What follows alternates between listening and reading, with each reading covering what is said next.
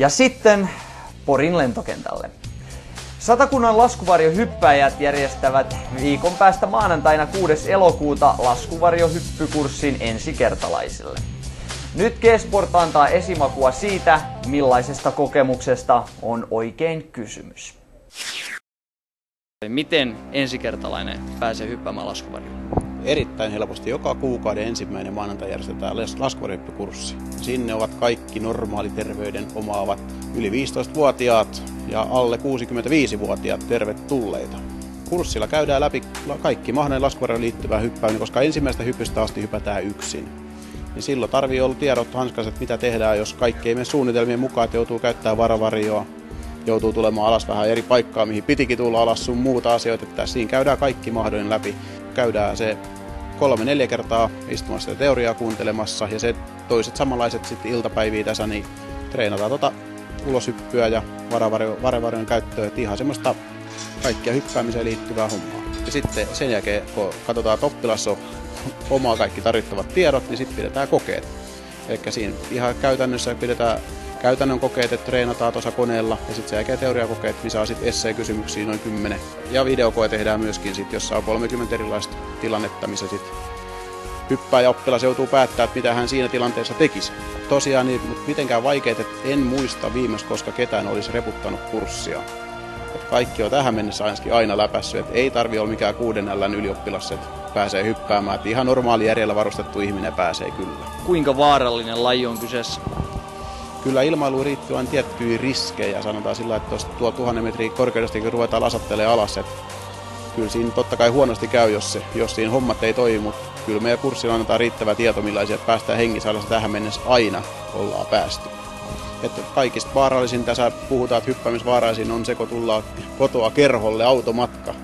Tilastollisesti siinä sattuu enemmän onnettomuuksia kuin hypätessä, mutta totta kai ei kaikki lajeihin on pieni riskejä. Ei ilmailu varmasti niin ei ole ihan turvallisimmistakaan päästä, mutta oikein tehtyn tämä laji on erittäin turvallinen kyllä. Okei, mitä sitten, jos tuolla taivaalla ei kaikki suju suunnitelmien mukaan? Mitä sitten tehdään? Jossain kohtaa, jos toteat, että kyseinen varjo, millä hän hyppää, ei välttämättä ole semmoinen, millä viittii laskeutua itse, niin siinä kohtaa käytetään varavarjoa. Eli siellä on aina varavarjo mukana messissä. Ja sitten jos ei sitäkään taju itse käyttää, niin sitten siellä on myös varavarin automaattilaukasin mukana messissä. Eli harvemmin, ei sieltä oikeastaan, en keksi tilan, millaisia pääsisi alas, ettei jotain olisi pää päällä. Suurin osa onnettomuuksia tällä hetkellä tapahtuu itse asiassa kokeneen lupakirjahyppäillä, koska nykyään varjot menee koko ajan pienemmäksi ja pienemmäksi, että sieltä tullaan aika vauhdillakin alas, että saadaan helposti yli 100 kilometrin tuntinopeuksia alaspäin nopeilla uusilla varjoilla, niin yleensä siinä kohtaa sattuu, että inhimillisiä erehdyksiä, mutta harvemmin, että oliko se 99%, niin kamat toimii ja loput on inhimillisiä erehdyksiä, mitä sitten suurin osa. Okei, koska alkaa seuraava kurssi? Ensi kuun 1. maanantai. Mitä otetaan mukaan? 420 € ja mahdollisimman monta ystävää. Jos ei välttämättä halua itse lähteä hyppäämään, niin olisi mahdollista tulla tandemhyppykurssille. Se on 290 ja pääsee suoraan vapaan pudotukseen makuun. Koska ensikertalainen pääsee vapaapudotukseen? Se eka 3 hyppyä hypätään radion kanssa totutteluun.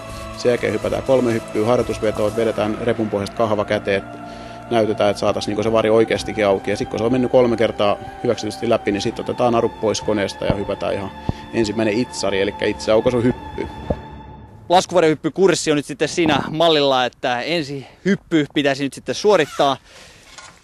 Pieni hermostus on vielä, mutta jahka päästään ylös ja sitten on varmasti iso hermoilu edessä. Ja en mä tiedä helpottaako se yhtä, tuolta taustalla näkyy, että pilotillakin on laskuvarjo päällä, että ei mitään. Nyt on vielä helppo puhella tässä maanpinnalla, mutta jahka päästä tuonne kilometri ylöspäin, niin sit voi olla ehkä, että elonpojallakin voi olla pian pupupöksys. Petsa, miten G-Sport on nyt tähän mennessä hoitanut tämän kurssin? Kurssi on mennyt oikein mallikkaasti läpi itse asiassa. Kyllä mä uskon, että tästä tulee ihan taattu menestys tästä hypystä. Luottavaisin fiiliksi mennään.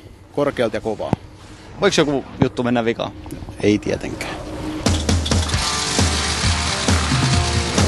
Okei, tää mun reppuni on pakannut Lassin. Sellaisia terveisiä mä haluan nyt lähettää Lassille, että toivottavasti sä oot ekaluokasta asti pakannut koulureppusi kunnolla. Ei muuta.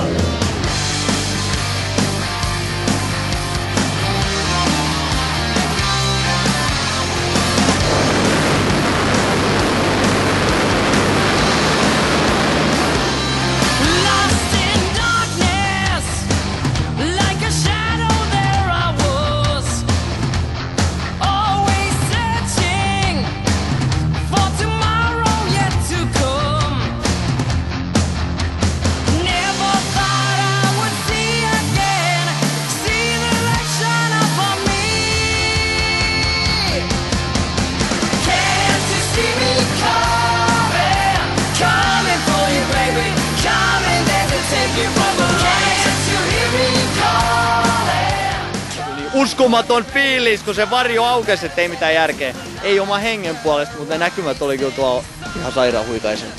Ja sen jälkeen mä en sit muistanut enää tehdä yhtään mitään, mitä kurssilla käskettiin. Mut hienosti silti tultiin alas. Mikä on laskuvarjohyppäämisen idea? Vapaapudotus, ihan täysin vapaapudotus. Eli tämä varjon leijailu on se välttämätön paha, mikä mahdollistaa seuraavan hypyn. Mutta kyllä se vapaapudotus on kaikki A ja O. Et sen takia koitetaan oppilaitakin tsempata, että ne pääsisivät edes siihen 8 sekkaseen vapaaseen. Siitä oikeastaan että se elämä alkaa.